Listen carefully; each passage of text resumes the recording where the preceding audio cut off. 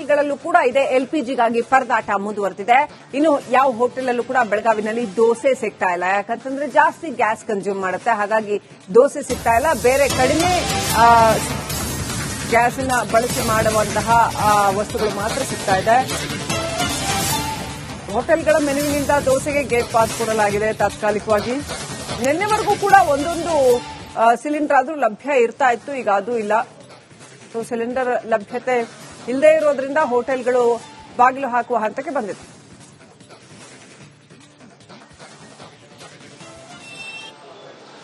ಮಧ್ಯ ಪ್ರಾಂತ್ಯದಲ್ಲಿ ನಡೆದಿರುವಂತಹ ಯುದ್ಧದ ಭೀಕರತೆ ಈಗ ನಮ್ಮ ಮನೆ ಬಾಗಿಲಿಗೂ ಬಂದು ತಲುಪಿರುವಂತದ್ದು. ಹೋಟೆಲ್ ಉದ್ಯಮ ಇರಬಹುದು, ಜೊತೆಗೆ ಅನಿಲ ಗ್ಯಾಸ್ ಇರಬಹುದು, ಏನು ಈ ರೀತಿಯಾದಂತಹ ಸಮಸ್ಯೆಯನ್ನ ಇಡೀ ದೇಶಾದ್ಯಂತ ಎದುರಿಸ್ತಾ ಇರುವಂತದ್ದು. ಸದ್ಯ ಈಗ ಎಲ್ಪಿಜಿ ಗ್ಯಾಸ್ಗಳು ಇಲ್ಲದೆ ಹೋಟೆಲ್ಗಳು ಕೂಡ ಪರದಾಡುವಂತಹ ಪರಿಸ್ಥಿತಿ ನಿರ್ಮಾಣ ಆಗಿರುವಂತದ್ದು. ಬೆಳಗಾವಿಯ ಆರ್ಟಿಒ ಸರ್ಕಲ್ ಬಳಿ ಇರುವಂತಹ ಹೋಟೆಲ್ನಲ್ಲಿ ಇರುವಂತದ್ದು. ಇವತ್ತಿಗೆ ಇಲ್ಲಿರುವಂತಹ ಸ್ಟಾಕ್ ಮುಕ್ತಾಯ ಕೂಡ ಆಗಿರುವಂತದ್ದು. ಇವತ್ತು ಒಂದು ದಿನಕ್ಕೆ ಬಳಕೆ ಆಗೋದಕ್ಕೆ ಮಾತ್ರ ಇಲ್ಲಿ ಸದ್ಯ ಹೋಟೆಲ್ ಇರುವಂತದ್ದು. ಜೊತೆಗೆ ಇಲ್ಲಿ ಒಂದು ಕೆಲವೊಂದಿಷ್ಟು ಐಟಂಗಳನ್ನ ಕೂಡ ಕಡಿತ ಮಾಡಲಾಗಿರುವಂತದ್ದು. ದೋಸೆ ಇರಬಹುದು, ಬೇರೆ ಬೇರೆ ಏನು ಐಟಂಗಳನ್ನ ಕೂಡ ಈಗ ಏನು ಕಡಿಮೆ ಮಾಡಿರುವಂತದ್ದು. ಏನು ದೇಶಾದ್ಯಂತ ಅನಿಲ ಗ್ಯಾಸ್ ನಲ್ಲಿ ಸಾಕಷ್ಟು ವ್ಯತ್ಯಯ ಆಗಿರುವಂತದ್ದು. ಎಲ್ಪಿಜಿ ಗ್ಯಾಸ್ ಎಲ್ಲಿ ಕೂಡ ಸಿಗ್ತಾ ಇಲ್ಲ, ಅದರಲ್ಲೂ ಕೂಡ ಕಮರ್ಷಿಯಲ್ ಗ್ಯಾಸ್ ಕೂಡ ಸಿಗ್ತಾ ಇಲ್ಲ. ಹಾಗಾಗಿ ಹೋಟೆಲ್ಗಳಲ್ಲಿ ಅಡಿಗೆ ಮಾಡೋದಕ್ಕೂ ಕೂಡ ಈಗ ಪರದಾಡುವಂತ ಪರಿಸ್ಥಿತಿ ಕೂಡ ನಿರ್ಮಾಣ ಆಗಿರುವಂತದ್ದು ಗಮನಿಸಬಹುದು.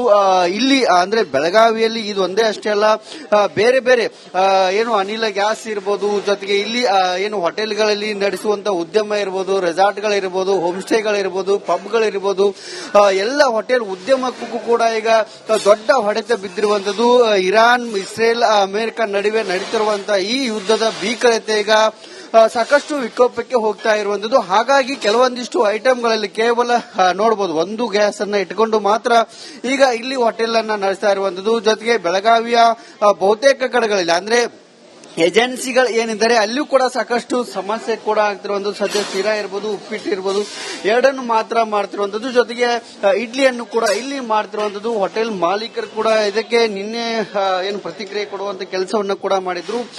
ಇಲ್ಲಿಯವರೆಗೆ ಮಾತ್ರ ನಮಗೆ ಅವಕಾಶ ಇದೆ, ಆದ್ರೆ ಈಗ ಸ್ಟಾಕ್ ಇಲ್ಲ, ಸ್ಟಾಕ್ ಸಿಗದೇ ಇರೋದ್ರಿಂದ ಇಲ್ಲಿ ನಾವು ಸಮಸ್ಯೆಯನ್ನು ಎದುರಿಸಬೇಕಾಗತ್ತೆ, ಜೊತೆಗೆ ಅಡಿಗೆಯಲ್ಲಿ ಕಡಿತ ಮಾಡಬೇಕಾಗತ್ತೆ ಅನ್ನೋ ಒಂದು ಮಾತನ್ನ ಕೂಡ ಹೇಳಿದ್ರು. ಸದ್ಯ ಈಗ ನಮ್ಮ ಜೊತೆಗೆ ಹೋಟೆಲ್ ಮಾಲೀಕರಿದ್ದಾರೆ, ಅವರನ್ನು ಕೂಡ ನಾನು ಮಾತಾಡ್ತೀನಿ. ಸರ್, ಸ್ಟಾಕ್ ಇದೆ ಸರ್ ಗ್ಯಾಸ್? ಇಲ್ಲ ಸರ್, ನಿನ್ನೆವರೆಗೆ ಮಾತ್ರ ಸಪ್ಲೈ ಕೊಟ್ಟಿದ್ದಾರೆ. ಇವತ್ತಿನಿಂದ ಸಪ್ಲೈ ಬಂದಿಲ್ಲ. ಡೀಲರ್ ಅವ್ರನ್ನು ಕೇಳಿದವಾಗ ನಾವು ಆರ್ಡರ್ ಹಾಕಿದೀವಿ, ಸಪ್ಲೈ ಆಗ್ತಾ ಇಲ್ಲ ಅಂತ ಹೇಳಿ ಹೇಳ್ತಾ ಇದ್ದಾರೆ. ಅವರು ಸಪ್ಲೈ ಬರೋ ತನಕ ನಾವು ವೇಟ್ ಮಾಡಬೇಕಾಗಿರುತ್ತೆ. ಒಂದು ದಿವಸಕ್ಕೆ 2 ದಿವಸಕ್ಕೆ ಆಗುವಂತ ಸ್ಟಾಕ್ ಮಾತ್ರ ನಮ್ಮ ಕಡೆ ಇದೆ. ಇವಾಗ 2 ದಿನ ತನಕ ನಾವು ಹೋಟೆಲ್ ಓಪನ್ ಮಾಡುವಂತ ಪರಿಸ್ಥಿತಿಯಲ್ಲಿ ನಾವು ಇದ್ದೀವಿ. ಅದಾದ್ಮೇಲೆ ಸ್ಟಾಕ್ ಬಂದಿಲ್ಲ ಅಂತ ಹೇಳಿದ್ರೆ ನಾವು ತಪ್ಪದ ಪರಿಸ್ಥಿತಿಯಲ್ಲಿ ಹೋಟೆಲ್ ಬಂದ್ ಮಾಡಬೇಕಾದಂತ ಪರಿಸ್ಥಿತಿ. ಗ್ಯಾಸ್ ಕಡಿಮೆ ಇರೋದ್ರಿಂದ ನಿಮ್ಮಲ್ಲಿ ಇರುವಂತಹ ಐಟಮ್ಗಳನ್ನ ಕಡಿಮೆ ಮಾಡಿದ್ರೆ? ಹೌದು ಸರ್, ನಾವು ಇವಾಗ ದೋಸೆ ಐಟಮ್ಸ್ ಎಲ್ಲ ಕಂಪ್ಲೀಟ್ ಆಗಿ ಬಂದ್ ಮಾಡಿಬಿಟ್ಟಿದೀವಿ. ಖಾಲಿ ರೈಸ್ ಐಟಮ್ಸ್ ಪ್ಲಸ್ ಇಡ್ಲಿ ವಡಾದ ಮೇಲೆ ನಾವು ಡಿಪೆಂಡ್ ಆಗಿ ಲಿಮಿಟೆಡ್ ಐಟಮ್ಸ್ ಕೊಟ್ಟು ಕಸ್ಟಮರಿಗೆ ಬಂದವರನ್ನು ವಾಪಸ್ ಕಳಿಸಬಾರದು ಅನ್ನುವಂತ ಒಂದೇ ಉದ್ದೇಶದಿಂದ ಹೋಟೆಲ್ ಮೂವ್ ಮಾಡ್ತಾ ಇದ್ದೀವಿ ಸರ್. ಇವಾಗ ಈಗ ಒಂದು ರೀತಿ ಆತಂಕ ಮನೆ ಮಾಡಿದೆ. ಹೌದು ಸರ್, ಇವತ್ತು ಅಥವಾ ನಾಳೆ ಒಳಗಡೆ ನಮಗೆ ಸಪ್ಲೈ ಇಲ್ಲ ಅಂದಿದ್ರೆ ನಮಗೆ ಅಂದ್ರೆ ಹೋಟೆಲ್ ಕ್ಲೋಸ್ ಮಾಡುವಂತ ಪರಿಸ್ಥಿತಿ ಬಂದಿರ್ತದೆ. ಬೇರೆ ಕಡೆ ಹೋಲಿಕೆ ಮಾಡಿದ್ರೆ, ಬೆಂಗಳೂರಲ್ಲಿ ಹೋಲಿಕೆ ಮಾಡಿದ್ರೆ ಇನ್ನೂ ಇಲ್ಲಿ ಸ್ವಲ್ಪ ಗ್ಯಾಸ್ ಸಿಗ್ತಾ ಇದೆ. ಬೆಂಗಳೂರಲ್ಲಿ ಸಂಪೂರ್ಣ ನಿನ್ನೆ ತನಕ ಸಿಗ್ತಾ ಇದೆ. ಇವತ್ತಿನಿಂದ ಸಿಚುವೇಶನ್ ಸೇಮ್ ಬ್ಯಾಂಗ್ಳೂರ್ ಸಿಚುವೇಶನ್ ಬಂದಿದೆ ಅಂತ ಅನ್ಕೊಳ್ತಾ ಇದ್ದೀನಿ ಸರ್ ನಾನು. ಇದಿಷ್ಟು ಇಲ್ಲಿರುವಂತಹ ಹೋಟೆಲ್ ಮಾಲೀಕರು ಇರುವಂತದ್ದು. ಸದ್ಯಕ್ಕೆ ಇವತ್ತು ನಿನ್ನೆವರೆಗೆ ಮಾತ್ರ ನಮಗೆ ಗ್ಯಾಸ್ಗಳ ಸಪ್ಲೈ ಆಗ್ತಾ ಇದೆ, ಆದ್ರೆ ಇವತ್ತು ಸಪ್ಲೈ ಇಲ್ಲ ಅನ್ನೋ ಮಾತನ್ನ ಡೀಲರ್ಗಳು ಹೇಳ್ತಿದ್ರೆ, ಹಾಗಾಗಿ ಆತಂಕ ಮನೆ ಮಾಡಿದೆ ಅನ್ನೋ ಒಂದು ಮಾತನ್ನು ಕೂಡ ಹೇಳ್ತಿರುವಂತದ್ದು. ಕ್ಯಾಮರಾ ಪರ್ಸನ್ ಮಹಾಂತೇಶ್ ಜೊತೆ ಮೈಲಾ ರಿಪಡಾದ್, ರಿಪಬ್ಲಿಕ್ ಕನ್ನಡ, ಬೆಳಗಾವಿ. ಬೆಳಗಾವಿಯ ಹೋಟೆಲ್ಗಳಲ್ಲೂ ಕೂಡ ಇದೆ ಎಲ್ಪಿಜಿಗಾಗಿ ಪರದಾಟ ಮುಂದುವರೆದಿದೆ. ಇನ್ನು ಯಾವ ಹೋಟೆಲ್ ಕೂಡ ಬೆಳಗಾವಿನಲ್ಲಿ ದೋಸೆ ಸಿಗ್ತಾ ಇಲ್ಲ. ಯಾಕಂತಂದ್ರೆ ಜಾಸ್ತಿ ಗ್ಯಾಸ್ ಕನ್ಸ್ಯೂಮ್ ಮಾಡುತ್ತೆ, ಹಾಗಾಗಿ ದೋಸೆ ಸಿಗ್ತಾ ಇಲ್ಲ. ಬೇರೆ ಕಡಿಮೆ ಗ್ಯಾಸ್ ಅನ್ನ ಬಳಸಿ ಮಾಡುವಂತಹ ವಸ್ತುಗಳು ಮಾತ್ರ ಸಿಗ್ತಾ ಇದೆ. ಹೋಟೆಲ್ಗಳ ಮೆನುವಿನಿಂದ ದೋಸೆಗೆ ಗೇಟ್ ಪಾಸ್ ಕೊಡಲಾಗಿದೆ ತಾತ್ಕಾಲಿಕವಾಗಿ. ನಿನ್ನೆವರೆಗೂ ಕೂಡ ಒಂದೊಂದು ಸಿಲಿಂಡರ್ ಆದ್ರೂ ಲಭ್ಯ ಇರ್ತಾ ಇತ್ತು, ಈಗ ಅದು ಇಲ್ಲ. ಸೊ ಸಿಲಿಂಡರ್ ಲಭ್ಯತೆ ಇಲ್ಲದೆ ಇರೋದ್ರಿಂದ ಹೋಟೆಲ್ಗಳು ಬಾಗಿಲು ಹಾಕುವ ಹಂತಕ್ಕೆ ಬಂದಿದೆ.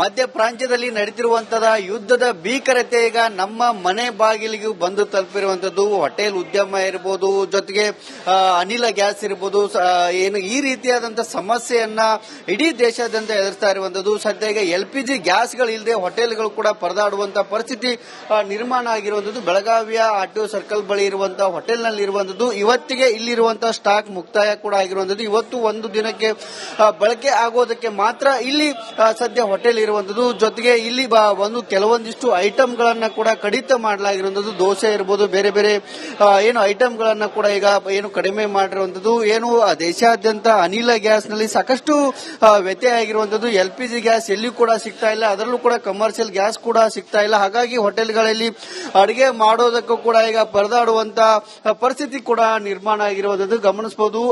ಇಲ್ಲಿ ಅಂದ್ರೆ ಬೆಳಗಾವಿಯಲ್ಲಿ ಇದು ಒಂದೇ ಅಷ್ಟೇ ಅಲ್ಲ, ಬೇರೆ ಬೇರೆ ಏನು ಅನಿಲ ಗ್ಯಾಸ್ ಇರಬಹುದು, ಜೊತೆಗೆ ಇಲ್ಲಿ ಏನು ಹೋಟೆಲ್ಗಳಲ್ಲಿ ನಡೆಸುವಂತಹ ಉದ್ಯಮ ಇರಬಹುದು, ರೆಸಾರ್ಟ್ಗಳಿರಬಹುದು, ಹೋಮ್ ಸ್ಟೇಗಳಿರಬಹುದು, ಪಬ್ಗಳಿರಬಹುದು, ಎಲ್ಲ ಹೋಟೆಲ್ ಉದ್ಯಮಕ್ಕೂ ಕೂಡ ಈಗ ದೊಡ್ಡ ಹೊಡೆತ ಬಿದ್ದಿರುವಂತದ್ದು.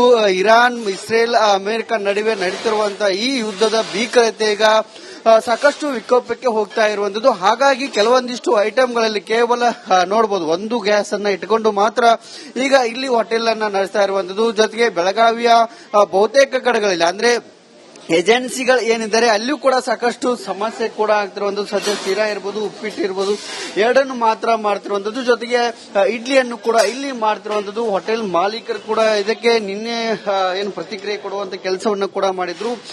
ಇಲ್ಲಿಯವರೆಗೆ ಮಾತ್ರ ನಮಗೆ ಅವಕಾಶ ಇದೆ, ಆದ್ರೆ ಈಗ ಸ್ಟಾಕ್ ಇಲ್ಲ, ಸ್ಟಾಕ್ ಸಿಗದೆ ಇರೋದ್ರಿಂದ ಇಲ್ಲಿ ನಾವು ಸಮಸ್ಯೆಯನ್ನು ಎದುರಿಸಬೇಕಾಗತ್ತೆ, ಜೊತೆಗೆ ಅಡಿಗೆಯಲ್ಲಿ ಕಡಿತ ಮಾಡಬೇಕಾಗತ್ತೆ ಅನ್ನೋ ಒಂದು ಮಾತನ್ನ ಕೂಡ ಹೇಳಿದ್ರು. ಸದ್ಯ ಈಗ ನಮ್ಮ ಜೊತೆಗೆ ಹೋಟೆಲ್ ಮಾಲೀಕರಿದ್ದಾರೆ, ಅವರನ್ನು ಕೂಡ ನಾನು ಮಾತಾಡ್ತೀನಿ. ಸರ್, ಸ್ಟಾಕ್ ಇದೆ ಸರ್ ಗ್ಯಾಸ್?